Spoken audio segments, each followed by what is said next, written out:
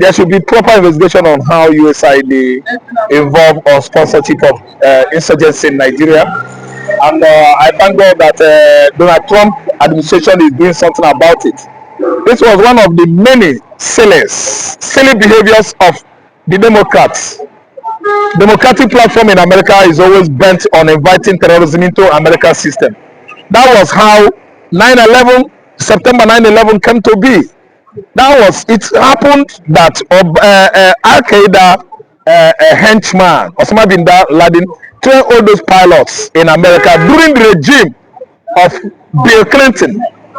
Bill Clinton started from 1992 and ended 1990, and that was the very era when the Al Qaeda, terrorists infiltrated America. The Democrats, they are over diplomatic, thereby subjecting themselves to docility and complacence.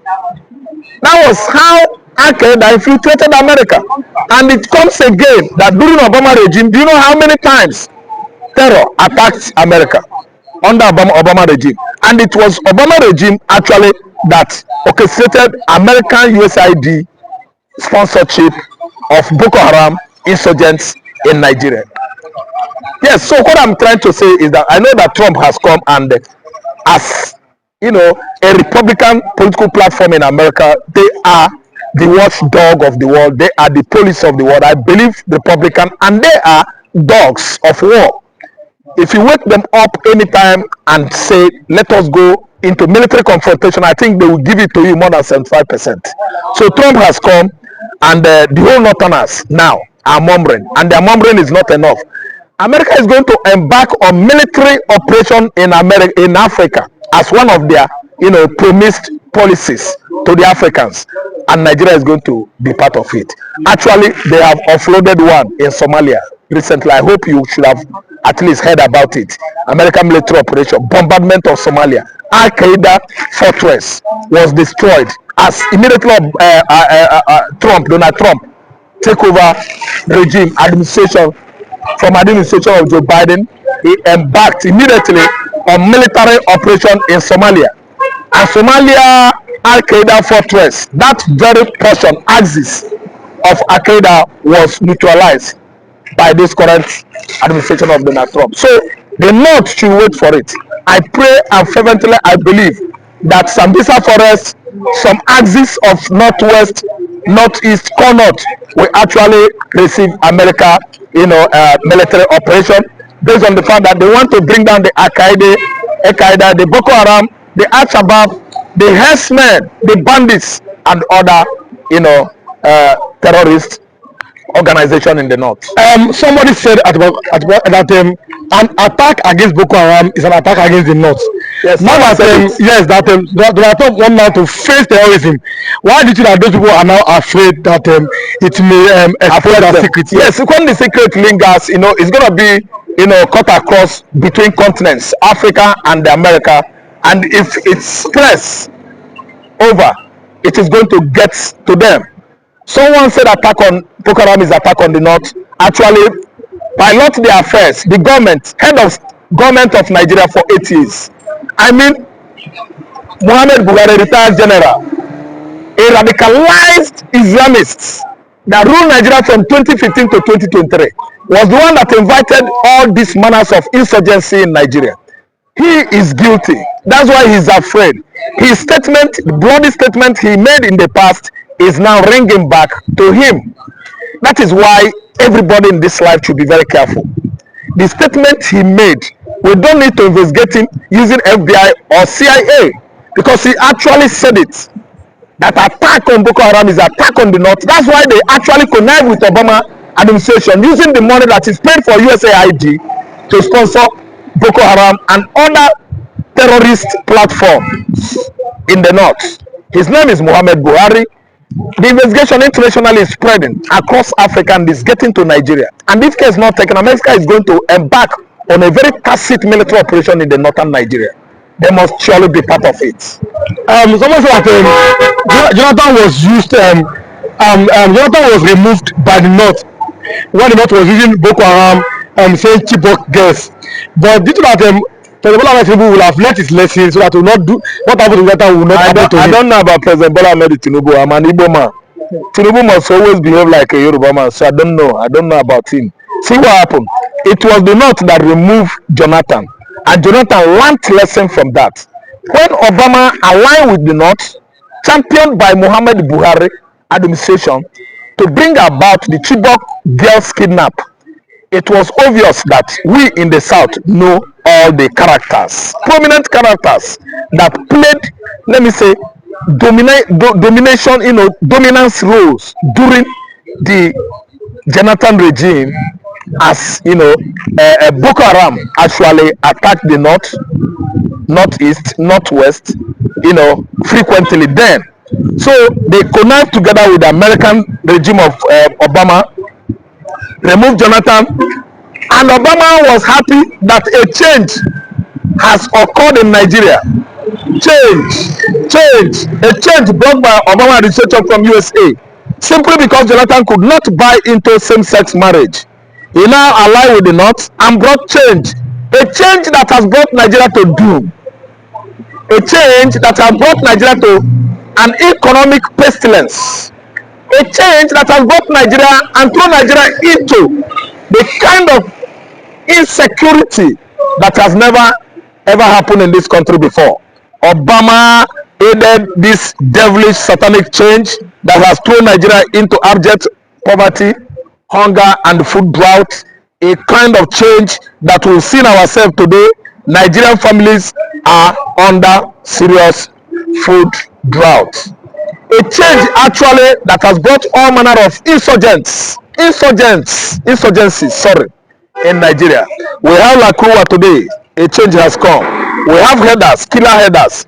A change sponsored by Obama regime. We had the almighty Boko Haram, the most notorious terrorist group in Nigeria. A change from Obama. And those girls, Chibok girls that were abducted and kidnapped because America was sponsoring them, those girls, they have never come back to their various families in their large numbers today. A change that has actually orchestrated Muslim ticket in Nigeria. Obama himself, I doubt his Christianity. Yes, I doubt Obama's Christianity. Obama actually fueled the fuel of what? Muslim ticket, because Joe Biden regime is Obama's regime. Joe Biden was American regime when Nigerians were drowning in the ocean of Muslim ticket. Today we have seen how far we have gone to at least bring Nigeria down. And I'm still telling you that the sponsors of Boko Haram, sponsors of banditry and other terrorist platform in the northern Nigeria are, number one person is the person of interest today, Muhammad Buhari, whose identity, whose nationality is still questionable.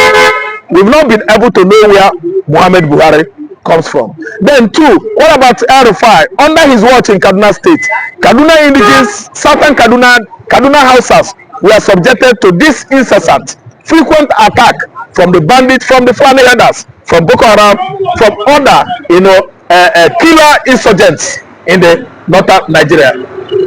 Alfa is one of the sponsors. Budu Cherif, have we brought him to book for turning his political talks into what has translated to Boko Haram today? Has Nigeria asked Budu Cherif question? No, simply because Budu Cherif is from North. Simply because Budu Cherif is not an Igbo man. Simply because Budu Cherif is not from southern Nigeria. That's why they could all commit this kind of heinous, hideous crimes and get scot-free. I'm telling you that UAE compilation of sponsors of terrorists or terrorism in Nigeria, we should still revisit it and bring all the former national advisor, security advisors to book. That is when we can actually come out with good results. But will Nigeria ever learn from what happened under Jonathan when Boko Haram, even till now, they still better Boko Haram? Will Nigeria ever learn from this incident? That's why I'm telling you that Tinubu must always behave like Yoruba man. I'm an Igbo man. Because if Tinubu could be an Igbo man, he actually would have known what to do. I am Igbo man, Tinubu is a Yoruba man. I see how Tinubu is fighting with Boko Haram, giving them amnesty, calling some repentant Boko Haram, while Igboho is there bearing bad name, having this stigma of a bad man, simply because Igboho fought for Duru Republic. Now they can still what under Tinubu's watch, dying in prison. Why? Because he's an Igbo man. They would have sacked everybody from that environment. So when you're talking about Fulani herdsmen, we are talking about a group that the global terrorists already say this is the fourth most dangerous terrorist organization in the world. So it's a very formidable group you are dealing with that you must be ready to deal with them ruthlessly. I think somewhere in 2010, we saw how Ghana government used their sovereignty, their might to chase them out of their own sovereignty. The point is, we understand that under Muhammadu Buhari, the government was not willing to address it, perhaps because of his ethnic abstraction with from the Fulani. But I think at this level, we need state security arrangements. We need to rejig our security architecture. I understand that in the southwestern part of the country, we already have Amateku, of course, the creation of state houses of assembly. I think it's the way to go. But the only thing is that they must build capacity to combat crime. I understand that they could not build such capacity under Muhammadu Buhari because to buy arms and ammunition to combat crime, to buy AK-47, AK-49, you need an end user certificate that comes from the Office of the National Security Advisor. And that they could not get under Muhammadu Buhari. That's why I encourage a Tinubu government to do things differently. Because now that we have a president of the South, who of course share the pain of what is happening in the country and in the South, and the Middle Belt, should do things differently by empowering the Office of the National Security Advisor to actually give an extra certificate and permission to the Amateku or governments of the southern part of the country to procure arms for Amateku to let them be armed. And other states should be encouraged to have similar security arrangements. I understand that they used to have a embargo in the southeastern part of the country, but it's not effective. Currently, I understand that in Anambra State they have Agone Chamber. But Agone Chamber seems to be acting above the law. Because I understand that recently, even though the governor is denying it, that they want to start enforcing people who do not wear bra and those ones are not areas we should dive into. Yeah. But the point I'm trying to make is let us have similar arrangement in the southeastern part of the country, in the southern part of the country, and not just having them, let them empower them to be armed to be able to combat crime. But this S-men, they have been on rampage.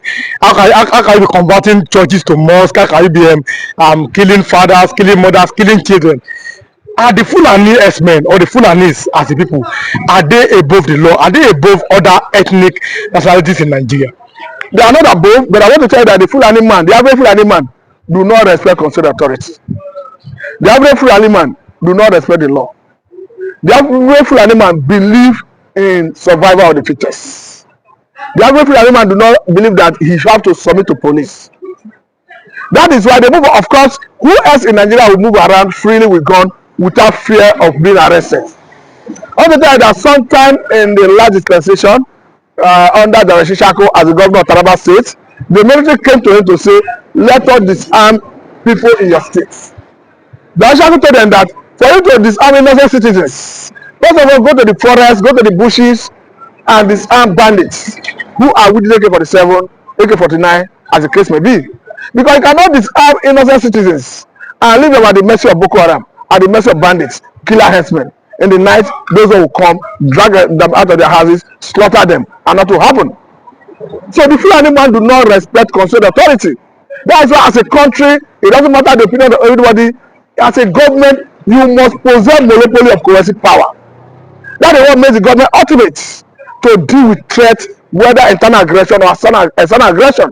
And again, it often surprised me why we are failing in some areas, because we have all it takes to succeed as a people, as a government, because we have the DSS that is saddled with responsibility of intelligence gathering.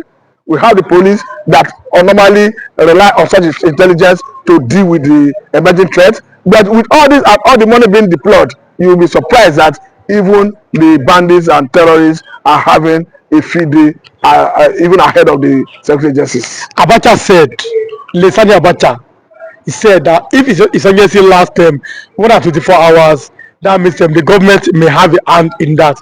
Do you still think that that logic worked up until this day? I think there are so many evidence to allude to that fact with what are currently. Jonathan as the president was very clear that there are some sympathizers of terrorists in his government. And even Jonathan as the president had a situation where the former governor of Adamawa, yes, Murtala Nyako, is that Adamawa or Taraba? No, not Taraba. It should be Adamawa. Murtala Nyako led his colleagues from the north to United States of America, held a press conference, addressed the world, told them that the Jonathan government was exterminating northern youths. Simply because Nigerian military under Jonathan through General Insurgency as the then chief of army staff was decimating Boko Haram. So you could see that level of politics. We could see that level of compromise for a governor to allege that the government, federal government, was exterminating their people because they were fighting Boko Haram. It goes to show you the level of the type of society we are. Now the final question is that do you see a future for Nigeria, or let me say, what is the way forward if people may be seen to be above the government of the government should have estimate power, but you see Fulani S-men who didn't keep on saving and everything. Do you think that there's a future for this current nation? All the leaders are ready to do the right thing. Killing their fellow Muslim now. Are they rejecting Islam? No, definitely. But who are they killing? They are killing majorly Christians. But for now, most persons are of the view that Islam is a religion of peace. But what is happening that the Sheikh and some emirs in the north cannot preach for these so-called killers who are perpetrating this evil? In this country, we know how, for example, in this country now, a sheikh goes into the bush and meets so-called bandits. We know these things. A sheikh goes to the bush and preach to them, and the army, as state officers, they don't know where the bandits are. But the sheikh goes out into the bush and preaches to them. We know these things. It is not hidden. It is in the open. So now, indirectly, are you saying the sheikh too is also an accomplice to this? The problem was Jonathan was that Jonathan was the kind of very peaceful person. He doesn't want wahala. I'm telling everybody that Boko Haram would have first under President Obasanjo, who was a former military general. When that was a start, we would have quenched it. But Jonathan made that time, and Igbo man became the chief of army staff. Here, Jirika, the man was bombarding them, and the people of the north were shouting that no, here Jirika is taking vengeance on the civil war that happened out Nigeria for kill the Igbos, that Ejika was taking vengeance on that. Jonathan had to remove Ejika. Now look at it now. Even that Yoruba lady that was killing Boko Haram, that Air Force lady too. Well, look at what happened to her too. What are you talking about? The US has seen these things. Other countries have seen these things. Then repentant Boko Haram. Have you seen anybody that you said repentant IPOB before? IPOB? Have you seen a repentant innocent agitator? Someone that has killed family, repentant Boko Haram, repentant bandits. All those are the can repent, but no repentant IPOB, no repentant Yoruba nation agitator.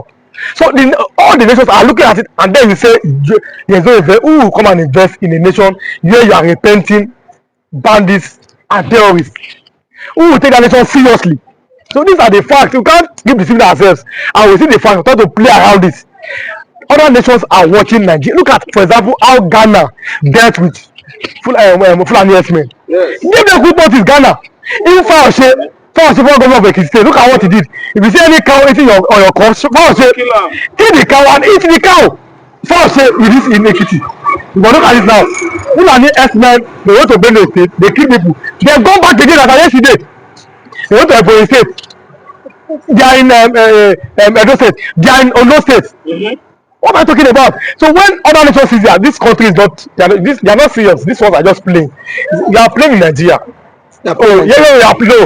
You see, Nigeria seems like a circus. You understand? A circus is very fun. Okay, Nigeria like a place where children are playing tente. Where children are just playing. That's how the country is. Like we are just playing. We are just waking up and sleeping. We are not serious as a nation, no. How can somebody be killing somebody and saying is a repentant Boko Haram? How can Boko Haram repent? But sir, the same Jonathan said that see there are some Boko Haram in his government, and which as the president then, don't you think, was he afraid to indict them, or he was being scared? Because he also elongates this whole issue of Boko Haram. He treated it with a very soft hand too. Until Nigeria has a president that is ready to serve, the country cannot go forward. Most of our presidents are just, maybe all of them, they are accidental presidents. Obasanjo was meant to be killed by Abacha, someone like that.